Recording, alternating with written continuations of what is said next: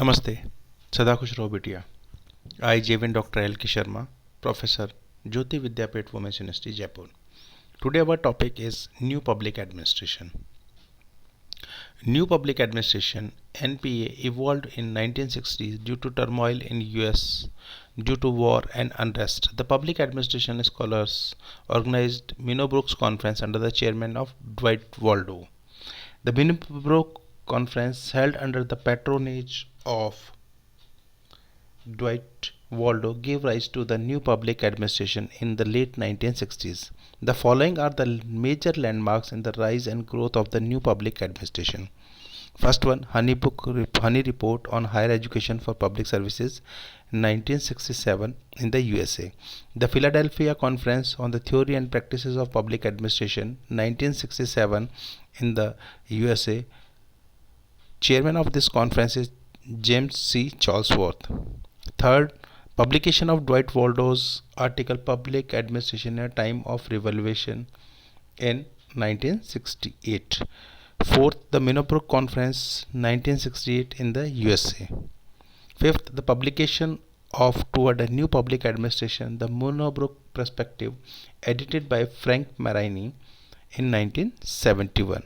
Sixth one, the publication of Public Administration in a Times of Turbulence, edited by Dwight Waldo in 1971.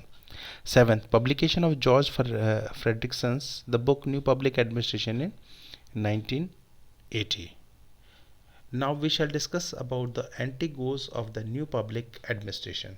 There are three anti-goals of the new public administration.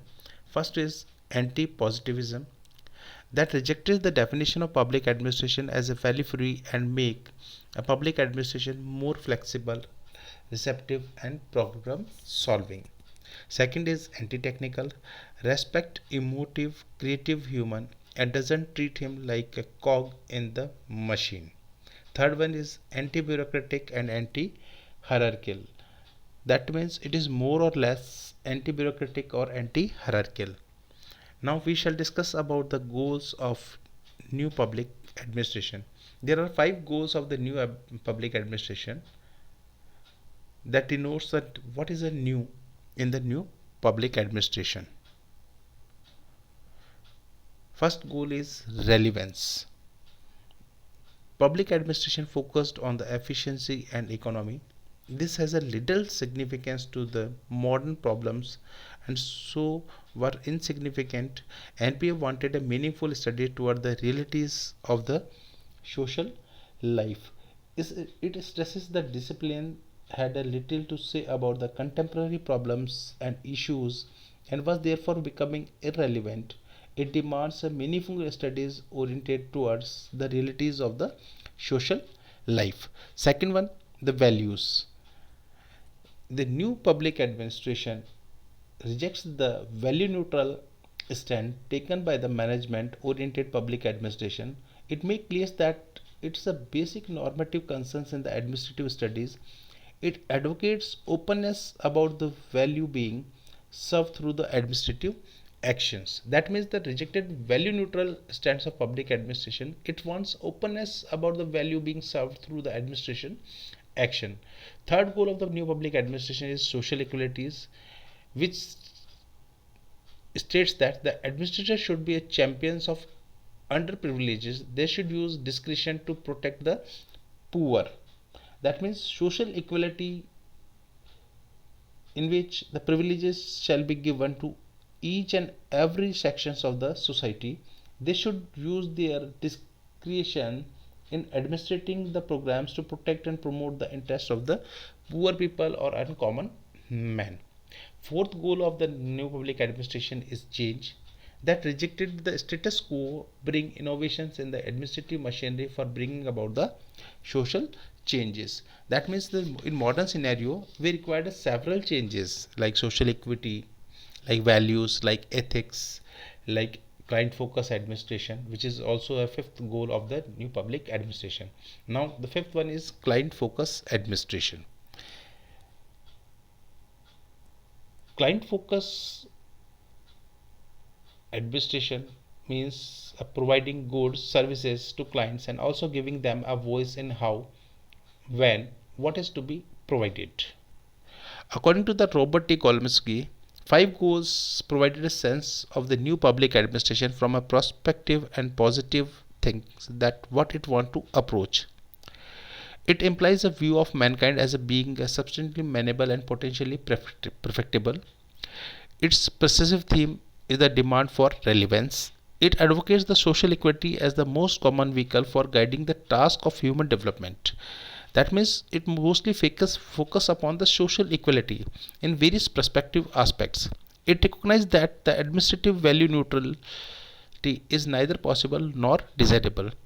It is determinedly relational as against the classical public administration emphasis on the organization and their internal process. It places a definite emphasis on innovation and change. However, Dwight Waldo also identified the positive and negative features of the new public administration. Positively, it is some part of movement and some sort of the movement in the direction of the normative theory, philosophy, social concern, and activism. Negatively, it turns away from the positivism to the scientificism. He pointed out that the new public administration project has three perspectives clearly. First, client oriented bureaucracy. That means that new public administration always focus upon their clients, that is the general common people in the public administration. Representative bureaucracy, now we are moving toward representative bureaucracy in which every person has its share in that particular representation of the government policies. And now one another features has been added as per Dwight Waldo, that people's participation in administration, that is the most important thing, that the people should know about that what will be the democracy and what will be our government will be the objectives and what will be the work as per the social equity of the peoples.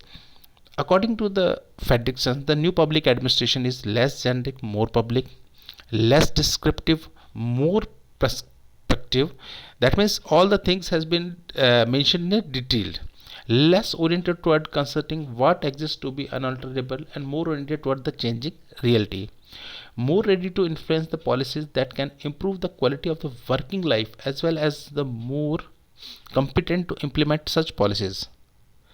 Less institutional oriented and more oriented toward the impact on the client. Less neutral and more normative. Less sanguine about the applicability of the natural science model to the social phenomena. No less scientific. Now, students, we have to discuss that NPA challenges the public administration to be more proactive to the major social issues. NPA is the important for the third world countries that needed debureaucratization and basic quantitative transformation. There are several advantages of the new public administration which we have discussed right now. The advantages of the new public administration is views make mankind as a malleable and practicable. Stress on personal organization values or ethics brought public administration closest to the political science. Emphasis upon the social equity, innovation, and change. That is the demand of the modern scenario. Waldo, emphasis upon the normative theory, philosophy, social concern, and activism, turns away from the positivism and scientificism. NPA, unlike development administration, is applicable to the Western countries too. The criticism of the new public administration: anti-theocratic, anti-positivities, anti-management, tries to claim the things that are in the jurisdiction of the political institution and process. There are several features of the new public administration. That is, new public administration deals with in the form of catalytic government. First features of the new public administration is catalytic government. The government should focus on catalyzing public and private sector and NGOs in solving the societal problems. Community owned government. Government should empower citizens to solve their own problems, thus taking various services from the control of bureaucracy. Competitive government: improve performance, reduce cost by creating competition among the service providers. Mission driven government: the government should be derived by the goal rather than the rules.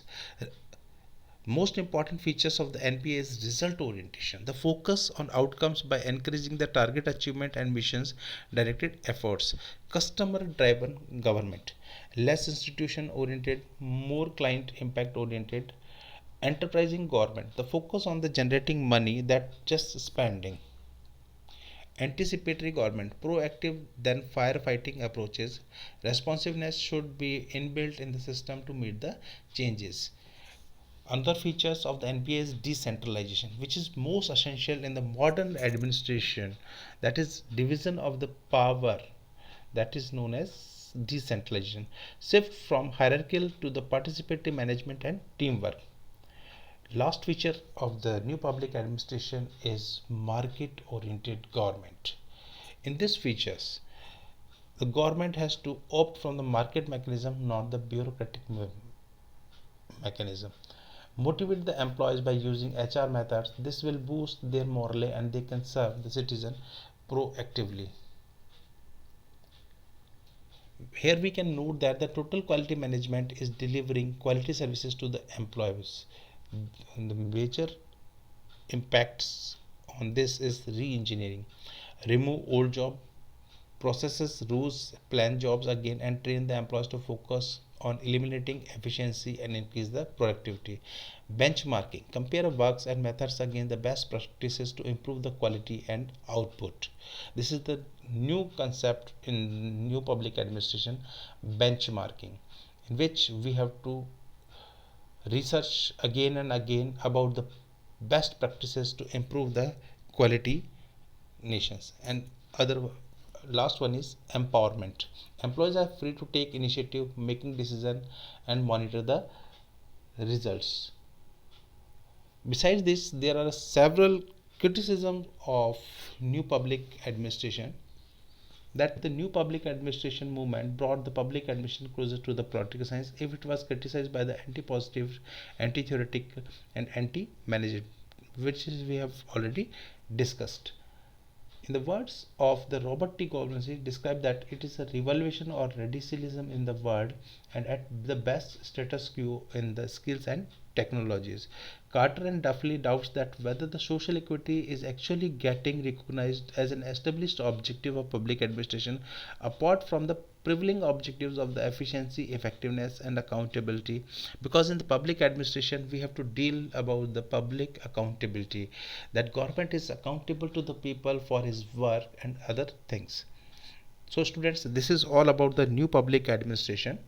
Hope so that you can understand. If you are facing any problem, then write a comment in a comment box. Thank you.